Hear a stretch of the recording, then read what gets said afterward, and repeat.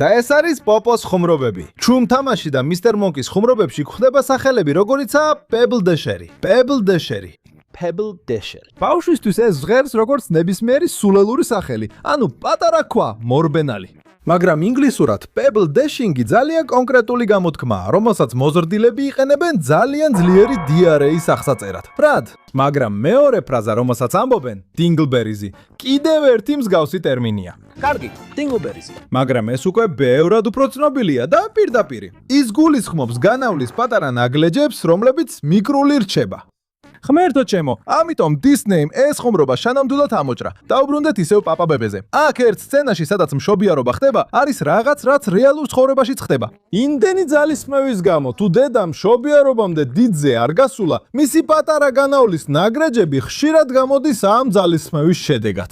და ეს აჩვენეს ბლუის ამ სცენაში საჭმლით.